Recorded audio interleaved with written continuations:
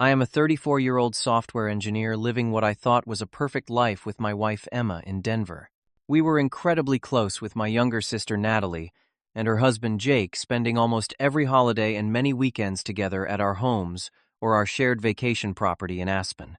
We were one big happy family united by love, trust, and shared memories.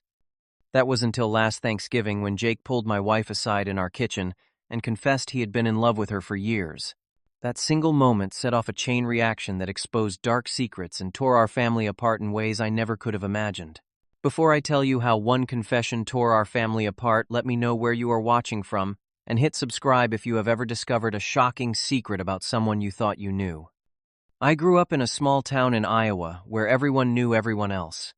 My sister Natalie was 3 years younger than me, and we were inseparable despite the typical sibling rivalries. Our parents raised us to value family above all else, a principle that stayed with me as I grew up and moved away to attend college in Colorado. That is where I met Emma during my sophomore year in a computer science class. She was studying interior design but taking the course as an elective. I noticed her immediately struggling with coding concepts but determined to master them.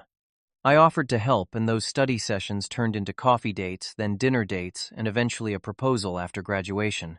We have been married for 8 years now, building a comfortable life in Denver where my software development career took off, and Emma established her own interior design business working with high-end clients. Natalie followed me to Colorado after her own graduation, drawn by the mountains and opportunities.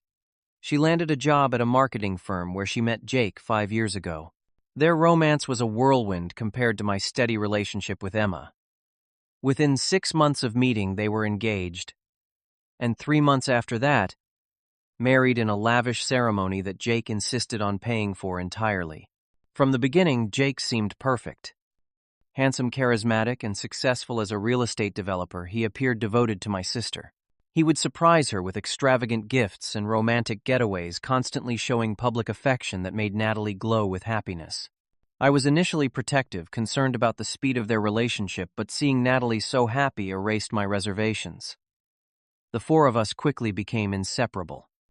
Weekend barbecues at our place, hiking trips in the mountains, and eventually the joint purchase of a vacation property in Aspen that we all fell in love with during a winter trip.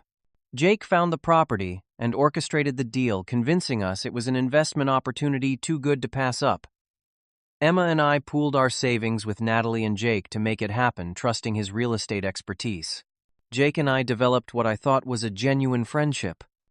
We played golf every other weekend, watched football games together, and often grabbed beers after work to discuss everything from investments to family matters. He became the brother I never had, filling a void I had not even realized existed in my life. We would talk about our wives with respect and admiration, sharing the occasional harmless frustration that comes with any marriage. Meanwhile, Emma and Natalie grew closer than ever. They had weekly lunch dates, went shopping together, and Emma even helped Natalie redecorate their home at a discount. They shared secrets and inside jokes, often laughing about things that Jake and I could not understand. It seemed our family bonds were strengthening in all directions. Looking back, there were warning signs I completely missed. Jake began showing an unusual interest in Emma's design business about 2 years into our friendship. He offered to connect her with clients from his real estate developments, which seemed generous at the time. This led to frequent texts and calls that I thought were purely professional. At family gatherings, I occasionally noticed Jake complimenting Emma excessively on everything from her business acumen to her appearance. Comments like, "Ralph, you married a genius," or "that color brings out your eyes." Emma seemed innocent enough in isolation. What brother-in-law does not occasionally compliment his sister-in-law? There were moments when Jake would find reasons to be alone with Emma, offering to help her carry dishes to the kitchen during dinner parties, volunteering to pick her up when her car was in the shop, or stopping by her office to discuss potential clients when I was traveling for work. Each incident seemed logical and helpful in context. More concerning in retrospect was the gradual change in my sister. Natalie began showing signs of anxiety about a year ago. She would check her phone frequently when Jake was not around, sometimes appearing disappointed or worried after reading messages. She made occasional comments about Jake working late or having unexpected business trips, always with a forced smile that did not reach her eyes. When I asked if everything was okay, she would quickly change the subject or assure me things were fine, just busy with work. I dismissed these observations, telling myself I was overthinking normal family dynamics. Emma never expressed concerns about Jake's behavior, so I assumed my protective brother instincts were just on overdrive. As last Thanksgiving approached, Emma and I were excited to host both our families in our newly renovated home. Emma had been planning the menu for weeks, incorporating traditional dishes from both our families. I took time off work to help with preparations, and we converted our home office into additional guest space for relatives coming from out of state. The day before Thanksgiving, Jake called to ask if he could come by early to help set up while Natalie picked up her parents from the airport. I thought nothing of it, grateful for the extra hands with the table arrangements and last-minute groceries. Little did I know, this decision would change our family forever. Thanksgiving morning was busy with activity. Emma had been up since 5 a.m., preparing the turkey and various side dishes. I was tasked with cleaning the house one final time and setting up extra chairs in the dining room. Our home smelled amazing, a mixture of roasting turkey, pumpkin pie, and the cinnamon candles Emma loved to burn during holidays. Jake arrived around 10 a.m., 2 hours before the other guests were expected. He brought an expensive bottle of wine and seemed unusually nervous, constantly checking his appearance in the hallway mirror. I thought perhaps he was anxious about seeing Natalie's parents, who could be somewhat intimidating. "Need any help in the kitchen?" Jake asked after I had shown him around. "Emma is handling the cooking, but you could help me move the furniture in the living room to make space for everyone," I suggested. "Actually, I have some business ideas I wanted to run by Emma first. Mind if I pop into the kitchen for a quick chat?" He replied, already moving toward the kitchen before I could answer. I continued rearranging the living room, thinking nothing of his request. About 15 minutes later, I realized I needed to ask Emma where she wanted the extra side table placed. As I approached the kitchen, I heard raised voices. "You need to leave right now, Jake." Emma was saying, her voice tight with emotion. "Please, just think about what I said. We have something special. You must feel it too," Jake responded desperately. I pushed the door open to find Jake standing uncomfortably close to my wife, who was backed against the counter, her face flushed with anger and shock. "What is going on here?" I demanded immediately, sensing something was very wrong. Emma looked at me with relief in her eyes. "Your brother-in-law just told me he has been in love with me for years and thinks we should be together. He needs to leave our house now." The words hit me like a physical blow. Jake turned to me, his expression a mix of embarrassment and defiance. "Ralph, I can explain. This is not what it looks like," he started. "It is exactly what it looks like," Emma interrupted. "He said he and Natalie have been having problems for years, and that he and I have a special connection he cannot ignore anymore. He asked if I ever felt the same way."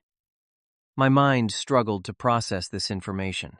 Jake, my friend, my brother-in-law, the husband of my sister, was confessing romantic feelings for my wife in our kitchen on Thanksgiving morning. "You need to leave," I said, my voice dangerously calm despite the rage building inside me. "Whatever problems you are having with Natalie, this is not the solution." Jake's demeanor shifted, becoming almost pleading. "You do not understand. Natalie and I have been growing apart for years. We are practically living separate lives already. Emma and I connect on a level that—" "Stop talking." I cut him off. "I do not want to hear your justifications. You need to leave before I do something we will both regret, and before Natalie and the rest of the family arrive." As Jake reluctantly gathered his things, Emma pulled me aside, her hands shaking. "This is not the first time, Ralph. He has been sending me messages for months. I deleted them and tried to ignore it, hoping he would stop. I never wanted to cause problems between you and your sister." This revelation only increased my sense of betrayal. Once Jake left, Emma and I faced the impossible decision of how to proceed with Thanksgiving dinner.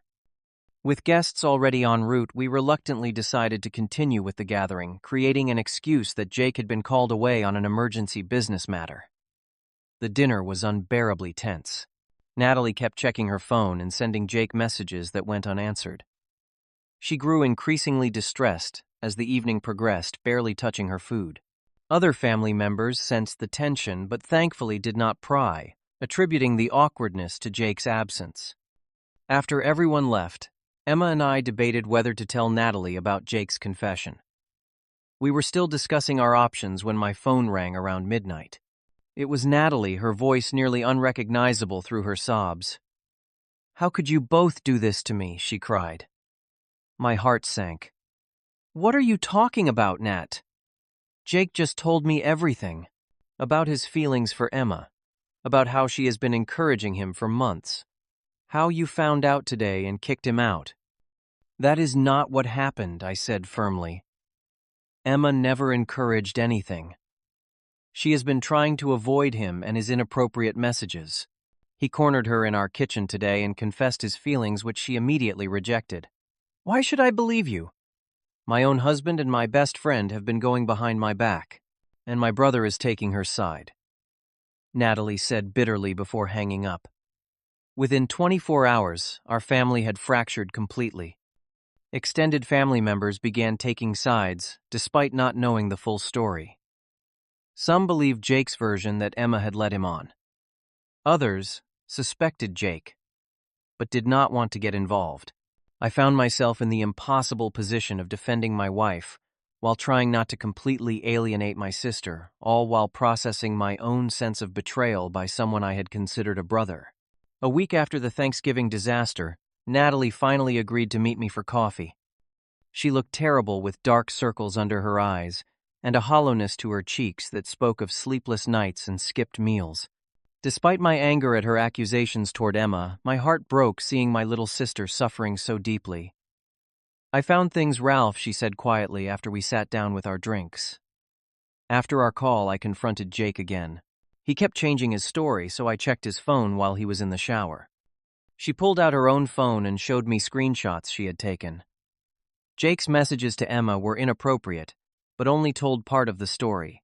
What shocked me were the other conversation threads with multiple women, some dating back years, all containing similar romantic overtures and intimate exchanges. "There is more," Natalie continued, her voice strengthening with anger. "I found financial documents that do not make sense. Withdrawals from our joint accounts, investments I never approved." I helped Natalie gain access to Jake's computer that weekend, using my software expertise to bypass his passwords. What we discovered was devastating. Jake had been living a complete double life, cultivating relationships with multiple women while systematically manipulating our family finances. The vacation property in Aspen, which we had purchased together, had been leveraged by Jake for personal loans without our knowledge. He had used the equity to fund other investments in his name, only effectively stealing from both couples while maintaining the facade of a successful shared investment. Further investigation revealed that Jake had convinced Emma to invest some of her business savings in a guaranteed return property development that did not exist. The money had gone directly into his personal offshore account. When confronted with this evidence, Emma was shocked, having trusted Jake completely as family. The more we dug, the clearer the pattern became. Jake had methodically inserted himself between family members, creating dependencies and divisions that served his purposes. He had subtly encouraged Emma to keep her business investments with him private from me, suggesting I would not understand the opportunity. He had convinced Natalie that her parents favored me, creating a wedge that made her less likely to share family concerns with them. With enough evidence gathered, Natalie and I confronted Jake together at a neutral location. His response was chilling in its calculation. Gone was the charming brother-in-law and friend, replaced by a cold stranger who threatened to destroy our reputations if we exposed him. "I have recordings of conversations with all of you," he claimed. "Things none of you would want shared publicly. Think carefully before you make accusations you cannot take back." This threat led to our most horrifying discovery yet. Jake had indeed been recording family conversations, gathering compromising information on everyone for years. He had hidden cameras in their home, and had even placed one in our guest room during his visits. The level of violation was almost incomprehensible. Through legal channels, we learned that Jake had a history of similar behavior in previous relationships. He had been sued by a former business partner for fraud, but had settled out of court with a non-disclosure agreement that kept the details private. This information had never surfaced during his whirlwind romance with Natalie. My sister collapsed emotionally when she realized the full extent of Jake's manipulation. "I brought him into our lives," she repeated through tears. "I gave him access to everyone I love, and he used it to hurt all of us. I struggled with my own guilt as well. As Natalie's older brother, I had failed to protect her from a predator who had targeted not just her but our entire family. The warning signs had been there, but I had willfully ignored them, choosing to believe in the family bond we seemed to share with Jake." The following weeks were a blur of legal consultations, police reports, and therapy appointments. We discovered that Jake had emptied their joint accounts before fleeing to a location unknown to us. Natalie filed for divorce immediately, but the financial entanglements would take months to unravel. The emotional damage would take even longer to heal. 3 months after Jake's exposure and disappearance, our family was still piecing itself back together. Natalie had temporarily moved into our spare bedroom, unable to remain in the house she had shared with Jake. The financial fraud investigation was ongoing, with authorities tracking Jake's complex network of accounts and deceptions. Emma and Natalie's relationship was the slowest to recover. The initial accusation that Emma had somehow encouraged Jake's advances had cut deeply. They began rebuilding trust through small steps, cooking dinner together silently at first, then gradually sharing small conversations about neutral topics, eventually working up to honest discussions about how Jake had manipulated them. Both. We all participated in family therapy sessions, learning how Jake had employed classic tactics of isolation and triangulation, telling different stories to different family members to keep us all slightly suspicious of each other. The therapist helped us recognize these patterns so we could avoid similar vulnerabilities in the future. My anger toward Jake evolved into concern for my sister's recovery. Natalie had lost not just her husband, but her sense of trust in her own judgment. "How did I not see who he really was?" she would ask repeatedly. The therapist assured her that skilled manipulators like Jake are experts at presenting exactly the person their target wants to see. Emma's business suffered a significant financial setback from the investments Jake had stolen, but our family rallied around her. My parents contributed some of their retirement savings I took on additional coding projects in the evenings, and even Emma's clients offered advance payments for future work when they learned what had happened. The turning point in Natalie and Emma's relationship came unexpectedly during a mundane moment. They were sorting through photo albums, removing images of Jake, when Natalie suddenly set the albums aside and turned to Emma. "I am so sorry I ever believed him over you," she said, tears streaming down her face. "You have been my friend for 8 years, and I threw that away because of his lies." Emma embraced her, both women crying. "He manipulated all of us," Emma replied. "We cannot blame ourselves for his actions." From that moment, healing accelerated. Our extended family, initially divided by confusion and misinformation, reunited in support once the truth about Jake's schemes became clear. The shared vacation property, which had been a source of pain given Jake's financial fraud, was sold, with the proceeds helping to stabilize Natalie's finances during the divorce. 6 months after the Thanksgiving revelation, we held a small family gathering to reclaim holidays and traditions that Jake had tainted. It was subdued compared to previous celebrations, but felt more genuine. We acknowledged the pain we had experienced, but also celebrated the strength of family bonds that had ultimately withstood a calculated attack. Natalie began dating again cautiously, with our full support, but also with new boundaries and awareness. She introduced any potential partners to family members separately rather than all at once, allowing for multiple perspectives before relationships deepened. Emma and I renewed our wedding vows on our anniversary, a symbolic fresh start and affirmation of our commitment after the turmoil. Natalie stood as Emma's maid of honor, their friendship not just repaired but strengthened through adversity. The experience fundamentally changed my perspective on trust and relationships. I learned that sometimes the people who seem most charming and perfect are hiding the darkest secrets. I became more attentive to subtle warning signs in behavior, not from a place of suspicion, but from a commitment to authentic relationships built on honesty. Most importantly, I learned that family bonds can withstand terrible betrayals if built on foundations of honesty and forgiveness. Jake had tried to destroy our family from within, using our trust against us. In the end, he failed, because the genuine love between us proved stronger than his deception. Today, Natalie is thriving in a new career, having used the divorce settlement to return to graduate school. Emma's design business has rebounded with a prestigious hotel contract. Our family gatherings are smaller but more meaningful, with an appreciation for authentic connection that we perhaps took for granted before. Have you ever discovered someone close to you was not who they seemed to be? Share your story in the comments below so others know they are not alone in experiencing betrayal and recovery. If this family drama resonated with you, please hit the like button and subscribe to my channel for more real-life stories. Consider sharing this video with someone who might be going through family difficulties, because sometimes knowing others have survived similar challenges provides the strength needed to persevere. Thank you for listening to our story. And remember that while trust is precious, family bonds built on truth can survive even the most devastating betrayals.